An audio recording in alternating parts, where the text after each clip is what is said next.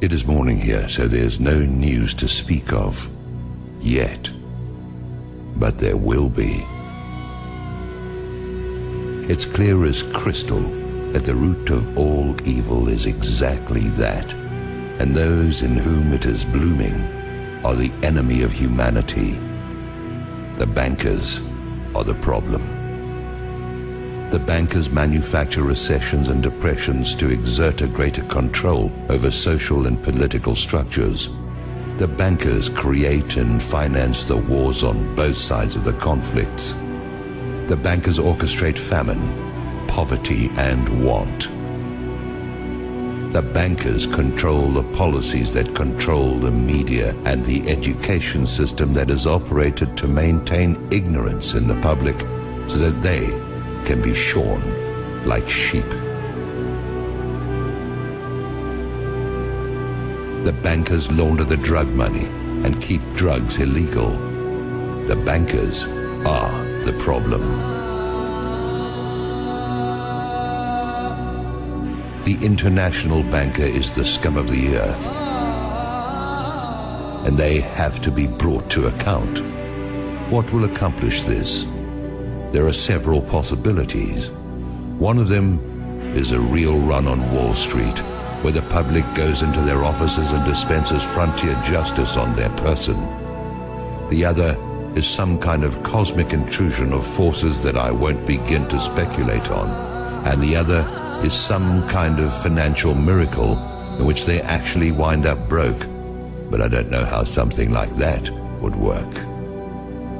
The most likely is a combination of the first two, where the second channels through the first. Once the cost of food, lodging, and fuel hits a certain point, the public will be universally galvanized by the force that builds up from the pressure of their asses against the wall. We can be there in a few days. Once the system begins to collapse, it will have its own speed of free fall, and things will move at a spectacular rate of change. It will be like the way weather can suddenly transform in the South Seas. At the point when this begins to occur, the probability of global conflict will accelerate to maximum thrust. This is the primary truth about imperial currency activity. When the money goes south, violent attention goes east. Yes, maybe it will all just limp along on crutches while plastered with band-aids, but that goes contrary to the mathematics. You can spread the numbers only so thinly, or you can only press them together so much, and you're going to get holes appearing in the net all over the place, or you're going to get implosion. Do I have any idea what I'm talking about? It is possible that I do not. There's an area where allegorical poetry gains a mystical influx of metaphysical certainty that is no different from the theoretical physics, where theory is just another word for things we don't want to accept as inevitable.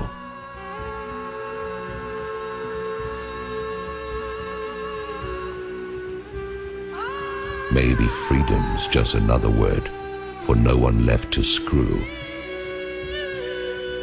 It stands to reason that sooner or later the public will have no further option but to declare open season on the bankers. They'll be hunted down as the be-all and end-all of everything dangerous and wrong. They are a plague and a pestilence as bad as any epidemic. They are the whiskey and yellow fever blankets on the reservations of ordinary life. They are anthrax masquerading as sweet and low. They are the long-standing source of the majority of humanity's problems and have little competition except for the ubiquitous presence of ignorance and impossible dreams. Whoever these bankers are, that is who they are. When the shit hits the fan, as it is going to do at any moment, the guilt of the banksters is going to stand out like zits on a beauty queen.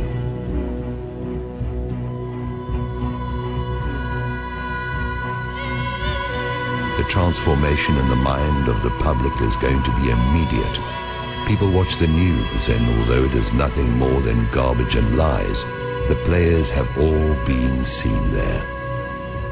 They've been seen in Congress, and they've been seen wherever the lies created to defend them have been publicized. They are a known quantity. There is no argument of any kind that can be used to generate sympathy for the bankers, who are either behind or finance every outrage against the public that is in existence. Now, their day is at hand, and they show no signs of having any kind of clue. They sit at their vanities and admire their image like Marie Antoinette. They whoop it up like Louis XVI in Versailles, surrounded by gold leaf wallpaper and sycophants, while they diddle the sons and daughters of a dying empire that they brought to pass.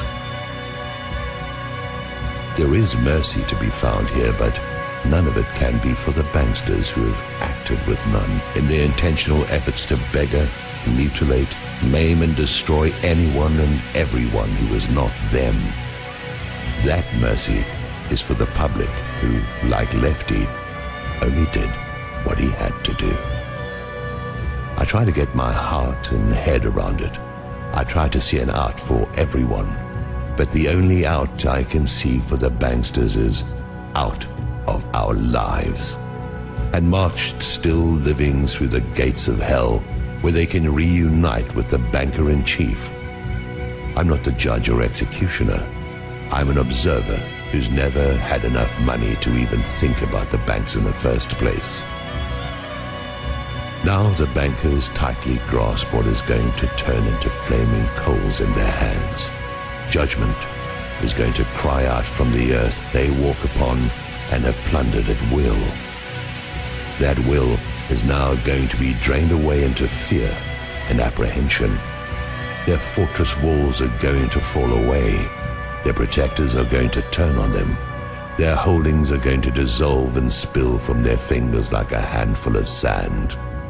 I wouldn't want to be a bankster today, or on any other day. The existence of a system has kept them safe. This corrupt system has allowed for some kind of life for those preyed upon until now. Now it has turned upon those whose compliance has been forthcoming for so long. Soon that compliance will be gone, and there are not enough police and armies to quell what is going to rise out of the midst. Maybe I'm wrong about this, but like everything else, we'll see.